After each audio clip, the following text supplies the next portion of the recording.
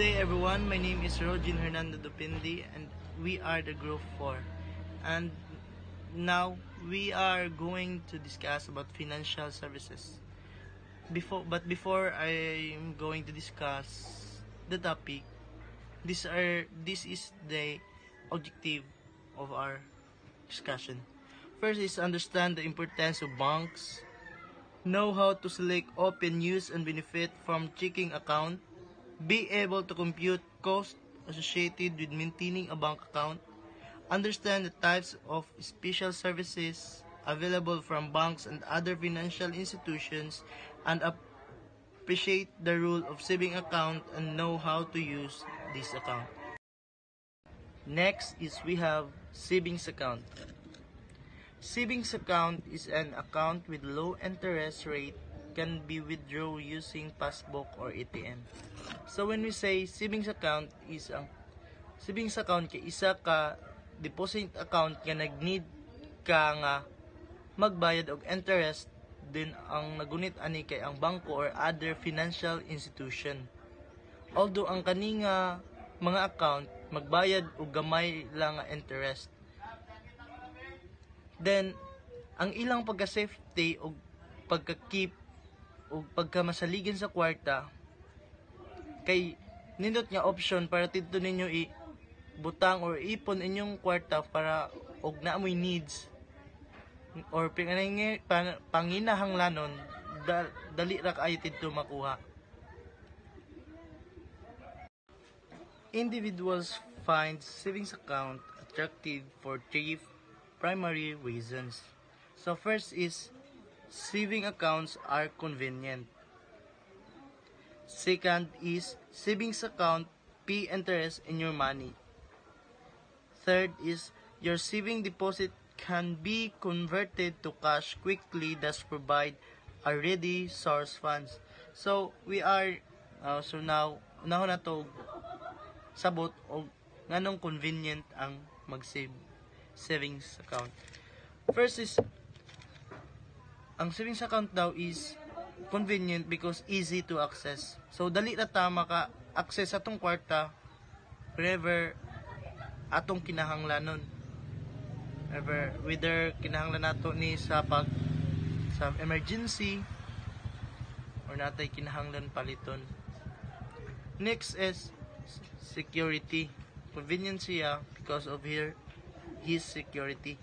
Mas safe atong kwarta ug dito nato ug mag-savings ta kay naa sila well-trained nga mga security para mobantay sa seguridad sa atong mga kwarta. Next, maong convenient daw kay goal-oriented savings. Ang savings account daw kay nindot nga pamaagi or nindot gamiton para sa pagplano on achieving financial goals like whether you're saving for down for a house, down for a land, or you have a plan to vacation or an emergency funds and etc. So pwede na mo ibutang dito para sa pagdaw nimo sa inyong balay daw or sa lain gamiton nun. Next is pay. Second is savings account pay interest on your money. So tama kay ang mga savings account based on my research kay nagbayad sila sa interest sa kwarta nga imong gideposit sa imong account. Ang interest kay isa ra ka porsyento sa kantidad kung pila ang naa sa imong account o kasagaran ni gina-process niya taga tuig. Your saving deposit can be converted to cash quickly, thus provide a ready source of funds.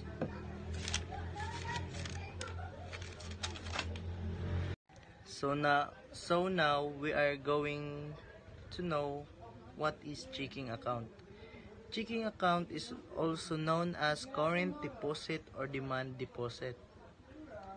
So ang checking account daw kay isa ka uri ng bank account na ginagamit nato sa pang-adlaw nato nga transaction, like mag-deposit ta or mag-withdraw og kwarta. So ito ay karaniwan daw tinutukoy bilang isang transactional account o isang kasalukuyang account sa ilang mga bansa. How to open a checking or savings account? Or dili na to mahibalan og unsa ang mga requirements ug unsa atong kinahanglan para makahimo ta og account. For individuals account, present at least 2 of 3 following valid IDs to open an account.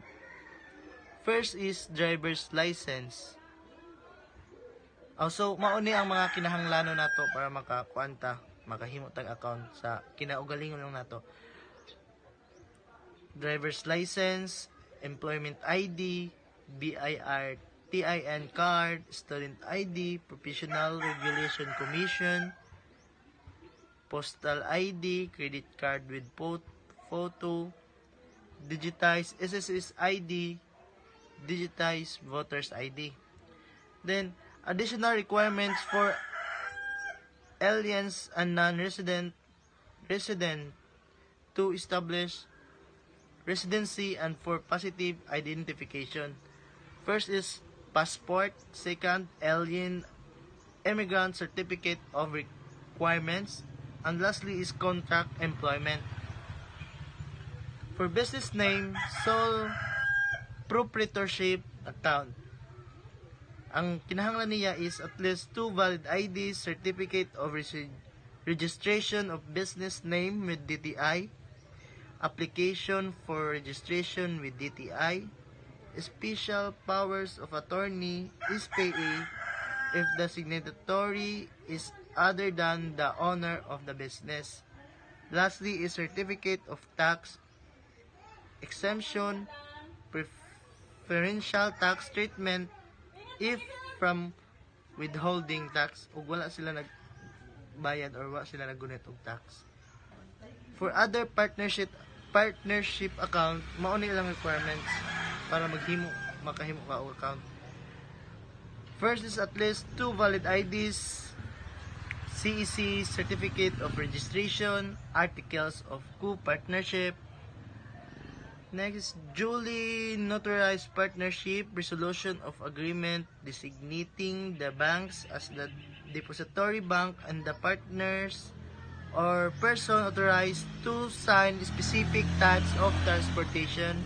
Next is certificate of tax exemption, preferential tax treatment if exempt from withholding tax. So, paumaura sila sa mag business name or sole proprietorship account ang kinahanglan. Next is for corporate account domestic. Ang kinahanglan nila to make a savings account is CEC certificate of filing of articles in incorporation, article of incorporation and bylaws, CEC certificate of filing bylaws. Next is board resolution duly certified by the corporate secretary designating RCBC and its depository bank and designating the officer authorized to sign specific types of transactions.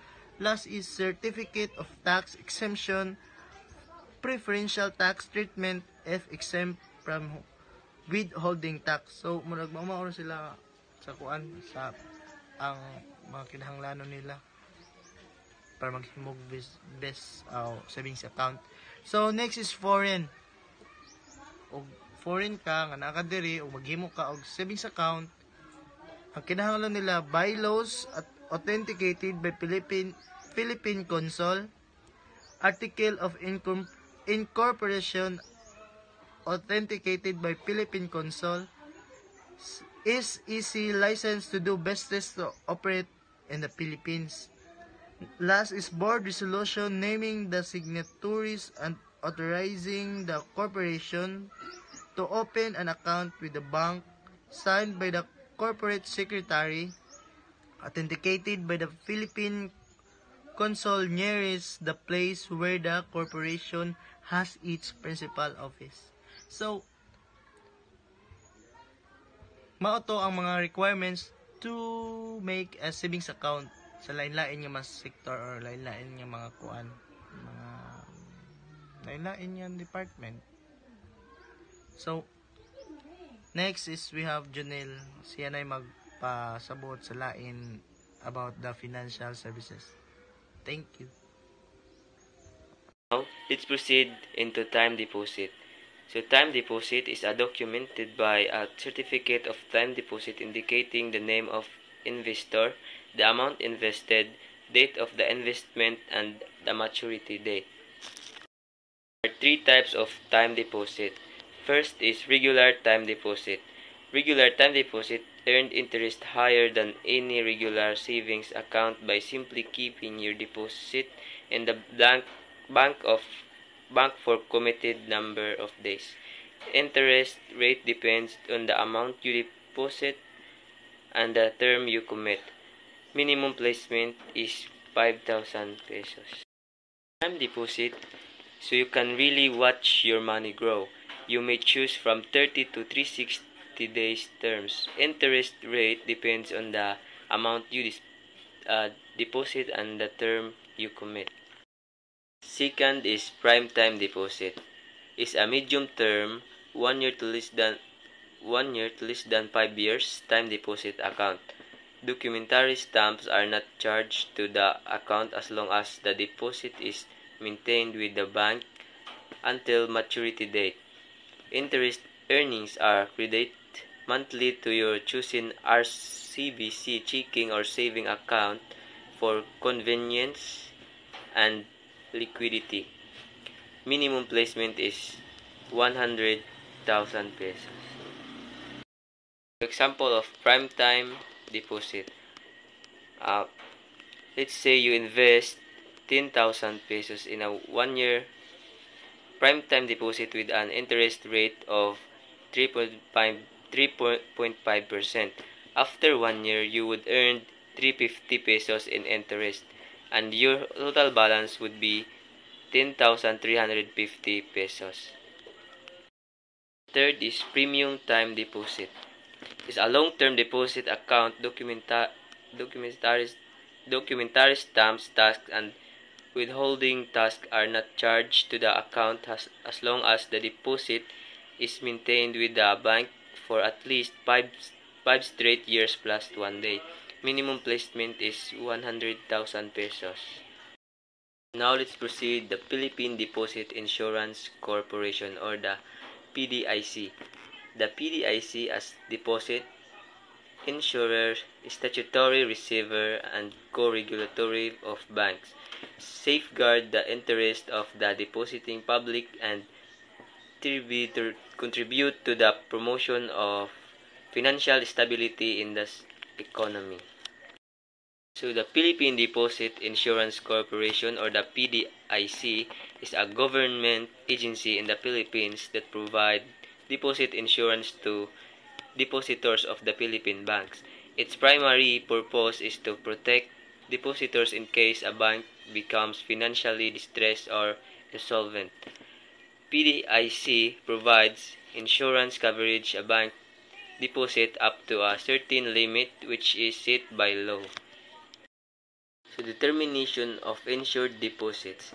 A single depositor with different accounts. All accounts will be consolidated or added as they are maintained in the same right and capacity, regardless of account type. Total amount insured cannot exceed 250,000 pesos.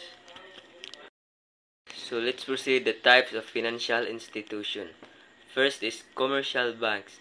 The most popular of the 4 types of traditional financial institution, also known as full-service banks, offer a full range of financial products and services. The only financial institution that offer non-interest paying checking accounts or demand deposits. offer checking accounts that combine check writing privileges with the features of a savings account and a selection of pure saving accounts. Commercial banks are financial institutions that provide a wide range of banking services. Individuals, businesses, and other organizations ug mag-include pud ni siya og kanang making loans or etc. Second is the Saving and Loan Association. Are found in most parts of the country. They channel this depositor saving into mortgage loans for purchasing and improving homes. Still cannot offer non-interest paying checking accounts. They do offer many of the same checking, savings, and lending products and services as commercial banks. So saving loan associations, often abbreviated as thrift institution, are financial institutions that primarily focus on accepting the deposits from customers and using those funds to provide loans of various purposes, particularly home mortgages. Third is saving banks, are a special type of financial institution similar to saving and loan association, offer various interest-paying, checking, and saving account. Most saving banks are mutual association. Their depositors are their owners. Saving banks are financial institutions that primarily focus on providing savings accounts and related financial services to individuals and sometimes small businesses. They are typically characterized by their emphasis on saving and retail banking services. Fourth is credit unions. Is a non-profit member-owned financial cooperative that provides a full range of financial products and services to a specific group of people who belong to a common occupation, religious or fraternal order, or residential area. So credit unions are not for-profit financial cooperatives that provide a wide range of banking and financial services to their members. Last is internet banks. Their operating expenses are so much lower than those of traditional brick-and-mortar banks. Internet banks can pass their savings along to their customers in the form of lower fees and higher yields. So internet banks, often referred to as online banks or digital banks, are financial institutions that operate primarily or exclusively over the internet. They provide a wide range of banking services through digital channels with little to no physical branches presence. So here are some key characteristics of internet banks. First is online-only operation. Internet banks do not have physical brick-and-mortar branches that you can visit. Instead, they rely on online platforms and mobile apps to deliver their services. Second is accessibility. Customers can access their accounts, make transactions, and manage their finance using websites and provide a wide range of banking services through digital channels with little to no physical branches presence. So here are some key characteristics of internet banks. First is online-only operation. Internet banks do not have physical brick-and-mortar branches that you can visit. Instead, they rely on online platforms and mobile apps to deliver their services. Second is accessibility. Customers can access their accounts, make transactions, and manage their finance using websites and mobile apps, typically available 24/7. This makes them convenient for people who prefer to do their banking electronically.